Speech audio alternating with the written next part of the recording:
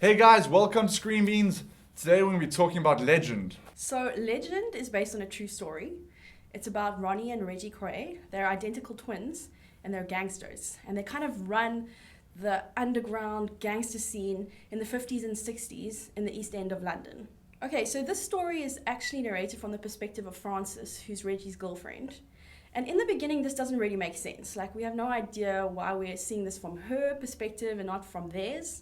But the more you watch the film, this actually starts to make sense. So you guys have obviously seen the trailer and it kind of sells it as a gangster film, but in actual fact it's a lot more of a drama-driven, character-driven film with a bit of a triangle between Ronnie and Reggie Cray, the twin brothers, and Frances, who gets caught in the middle. So it's not, don't go in there expecting mobster, Godfather, casino kind of mobster film. It's just not.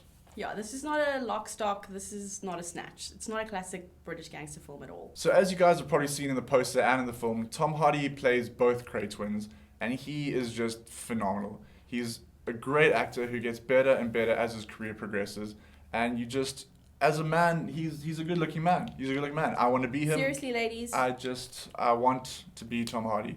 He's just a phenomenal actor, and there's just no putting a foot wrong. Yeah, no, he's amazing. You actually kind of forget that he's playing both characters because he plays them so discernibly that you're like, is this the same guy playing both guys? This is amazing. What was interesting for me was I actually saw the film The Theory of Everything earlier on in the year about Stephen Hawking. So this is a very different story, but it has quite a similar feel.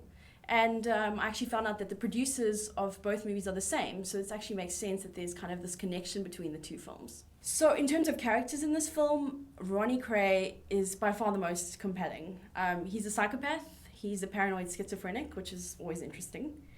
And he's also gay, which is really interesting for the time that he's in because obviously that was seriously frowned upon back then.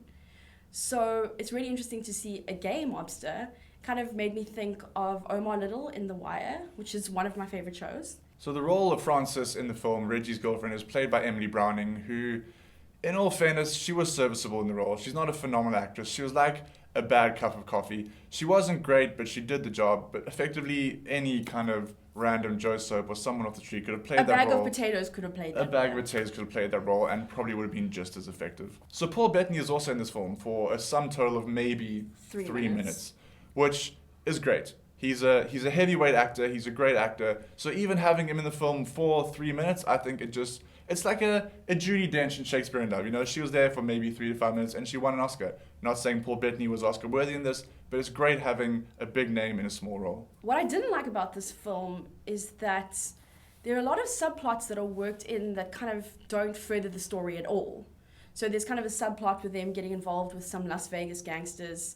Really does nothing for the story, as well as a couple of other subplots. What they should have done instead, I feel, is included kind of a bit of backstory of how did the Cray twins become the Cray twins. So another thing that kind of counted against this film was it is a little bit predictable, unfortunately. And for the naysayers and the actually, because it's a true story, they can't change it. We know that. We know there's facts that have to remain in the film. But unfortunately, it is predictable. There's certain points that you just see coming. It begins at a certain place, you play it out in your mind, and it ends up where you think it's going to end up. I'm going to give this film a 6.5. I feel like it wasn't quite a 7 for me because of the whole including all these random subplots and then not including the backstory instead. So that took it for me from a 7 down to a 6.5. I'm going to give it a strong 7. I mean, it was a great, surprisingly character-driven film. Instead of just being a typical by-the-numbers mobster film, there is that element of predictability, but there's also an element of humor. It's actually surprisingly really funny, yeah. with the character of Ronnie Cray actually being rather hilarious. So for me, that draws it up to a nice, good, solid 7 out of 10. So thank you for watching Screen Beans, where we bring you the good And the bad. at the box office.